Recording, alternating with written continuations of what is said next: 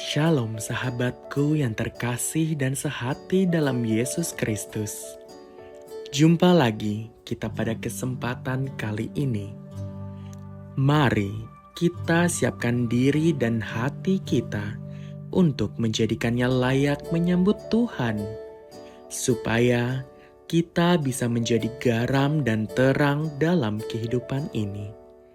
Tentunya dengan bersama kita resapi Renungan Sabda Pendalaman Iman presented by BPK PKK KAJ. Bacaan dari Injil Matius bab 14 ayat 13 sampai 21. Setelah Yesus mendengar berita itu, menyingkirlah ia dari situ dan hendak menyendiri dengan perahu ke tempat yang terpencil. Tetapi orang banyak mendengarnya dan mengikuti dia dengan mengambil jalan darat dari kota-kota mereka. Ketika Yesus mendarat, ia melihat orang banyak yang besar jumlahnya. Maka tergeraklah hatinya oleh belas kasihan kepada mereka, dan ia menyembuhkan mereka yang sakit. Menjelang malam, murid-muridnya datang kepadanya dan berkata, "Tempat ini terpencil dan hari mulai malam. Suruhlah orang banyak itu pergi supaya mereka dapat membeli makanan di desa-desa." Tetapi Yesus berkata kepada mereka, "Tidak perlu mereka pergi. Kamu harus memberi mereka makan." Jawab mereka, "Yang ada pada kami di sini hanya 5 roti dan 2 ikan." Yesus berkata, "Bawalah kemari kepadaku." Lalu ia menyuruh orang banyak itu duduk di rumput. Setelah diambilnya 5 roti dan 2 ikan itu, Yesus menengadah ke langit dan mengucap syukur. Ia memecah-mecahkan roti itu dan memberikannya kepada murid-muridnya. Lalu murid-muridnya memberikannya kepada orang banyak. Mereka semuanya makan sampai kenyang. Kemudian orang mengumpulkan potongan-potongan roti yang lebih sebanyak 12 bakul penuh. Yang ikut makan kira-kira 5.000 laki-laki, tidak termasuk perempuan dan anak-anak. Demikianlah Injil Tuhan. Shalom Ibu Bapak, saudara-saudara terkasih dalam Kristus. Pada hari ini kita telah membaca dari Matius 14 ayat 13 sampai dengan 21. Dalam Injil Matius, baik dalam masa kanak-kanak maupun dalam pelayanan di Galilea, Yesus berulang kali ditampilkan sebagai pengungsi yang harus mengasihkan diri karena hidupnya terancam oleh penguasa. Dalam Matius 2 ayat 14 katakan dari kecil Yusuf pun bangun, mengambil anak itu serta ibunya, malam itu juga lalu menyingkir ke Mesir. Kemudian di Matius 2 ayat 22 juga dia telah menyingkir juga karena dia takut terhadap Herodes. Dia pergilah Yusuf ke daerah Galilea. Dan juga dilanjutkan lagi Matius 12 ayat 15. Tetapi Yesus mengetahui maksud mereka lalu menyingkir dari sana. Juga ada di Matius 5 hari ini juga terjadi setelah Yesus mendengar bahwa Yohanes telah dibunuh oleh Herodes Antipas. Yesus menyingkir ke tempat yang sunyi. Namun dalam keadaan mengungsi dan terancam, penguasa maksud saya, Yesus tetap iba hati dan melihat penderitaan orang banyak yang mengikutinya. Dan kuasanya melenyapkan penyakit dan kelaparan mereka. Dalam keadaan darurat ini, tentunya para pengungsi di malam hari tidak mempunyai bekal. Dan mereka tentunya kelaparan. Apalagi di tempat sunyi dan jauh dari desa. Hal ini membuat murid-muridnya berusul kepada Yesus bahwa agar mereka pergi ke desa-desa untuk mencari makanan. Tetapi apa yang dikatakan para murid ditolak oleh Yesus. Justru menurut Yesus, mereka lah yang harus memberi makan kepada orang banyak itu. Akhirnya murid berkata bahwa yang ada padanya hanya 5 roti dan 2 ikan. Pemberian makan kepada orang banyak tempat sunyi itu mengingatkan kita akan Musa dalam Keluaran 16 ayat 12 dan juga 15. Juga saat Nabi Elia yang dengan 20 roti jelai memberi makan 100 orang di 2 Raja 4 ayat 42 sama dengan 44. Di mana Nabi Elia memberi makan 100 orang dari 20 jelai roti. Dalam Matius 14 ayat 13-21 ini dikatakan bahwa Yesus memberi makan dari 5 roti dan 2 ikan.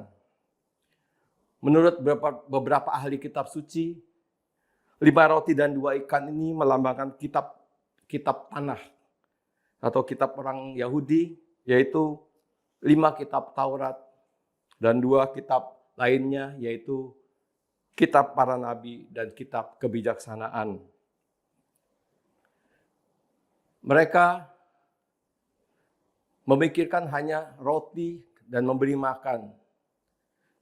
Yesus pernah berkata di Matius 4 ayat 4, ada tertulis manusia hidup bukan dari roti saja, tetapi dari setiap firman yang keluar dari mulut. Para murid hanya terpaku pada 5 roti dan 2 ikan, yang jumlahnya sedikit tentunya. Dia lupa bahwa Yesus adalah sumber dari mukjizat itu sendiri. Begitu pula dengan kita. Kita sering merasa khawatir dengan hal-hal yang dimana di luar kemampuan kita. Tapi kita lupa bahwa ada Tuhan yang akan memberikan solusi. Kita kadang-kadang hitung-hitungan apa yang harus kita perbuat, memakai akal pikiran kita sendiri untuk menutupi kebutuhan pada saat-saat kita memerlukan sesuatu.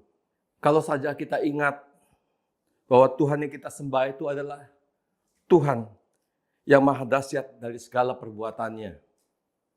Tentulah kita tidak akan pernah khawatir. Jika Tuhan ingin membuat mukjizat kecil, Ia akan membuat kita pada posisi yang sulit. Dan apabila Tuhan hendak mengerjakan mukjizat yang besar, Ia akan menghadapi kita pada situasi yang secara manusiawi mustahil.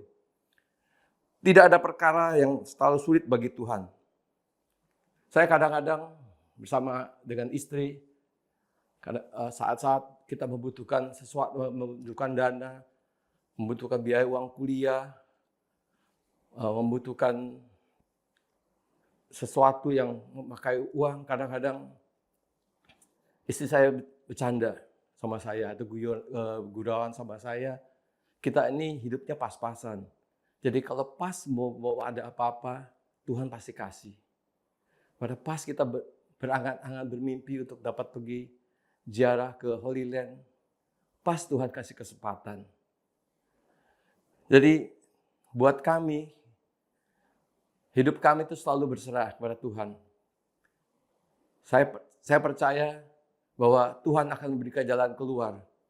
Seperti 5 roti dan 2 ikan. Tuhan pasti akan menggandakannya. Matius 14 ayat 20. Mereka semuanya makan sampai kenyang. Kemudian orang mengumpulkan potongan-potongan roti yang lebih. Sebanyak 12 bakul penuh. Yang ikut makan kira-kira 5.000 laki-laki, tidak termasuk perempuan dan anak-anak. Ibu bapak yang terkasih, potongan roti yang diberikan sisanya 12 bakul. Mengingatkan 12 itu adalah 12 suku Israel. Artinya satu komunitas itu dapat kita diberikan makan oleh Yesus. Yesus mampu memberikan semua orang dengan makanan yang secukupnya sesuai dengan harapan dari mereka sendiri. Namun Seperti Yesus katakan dalam Matius 6 ayat 34, tapi carilah dahulu kerajaan Allah dan kehendaknya, maka semuanya itu akan ditambahkan kepadamu. Karena itu, janganlah kamu khawatir tentang hari esok. Karena hari esok mempunyai kekhawatiran sendiri.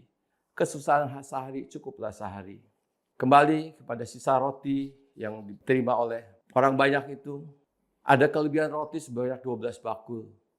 Namun ironisnya, di negara kita, menurut laporan United Nations Environment Program UNEP yang berjudul Food Waste Index 2021, total sampah makanan di Indonesia mencapai 20,9 juta ton per tahun. Nilai tersebut menempati posisi 4 terbesar setelah Cina, India, dan Nigeria. Sedangkan Bapak Suci Fransiskus berangkali menyatakan, membuang makanan tak ubahnya mencuri makanan dari meja orang miskin dan kelaparan. Sekali lagi Bapak Ibu yang kasih, kita tidak perlu khawatir apa yang akan kita makan, apa yang kita butuhkan. Tetapi setelah kita juga diberi makan, ingat juga akan orang-orang yang kecil, orang miskin. Kita juga harus hemat sesuai dengan kebutuhan kita sendiri. Terima kasih, Tuhan Yesus memberkati.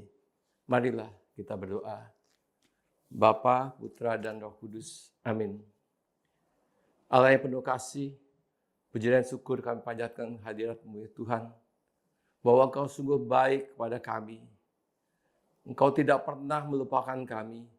Saat kami membutuhkan sesuatu, Engkau pasti hadir. Saat kami membutuhkan dana, Engkau pasti hadir.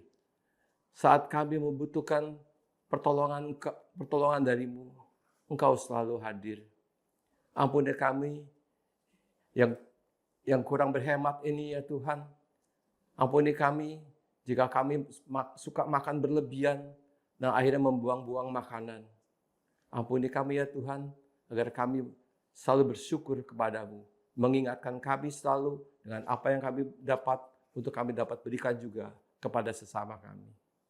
Doa ini Tuhan kami sampaikan hanya dalam nama Yesus Kristus, Putra-Mu yang terkasih, Tuhan kami Yesus Kristus, yang bersatu dengan Dikau dan Roh Kudus, hidup dan berkuasa, kini selalu dan sepanjang segala masa.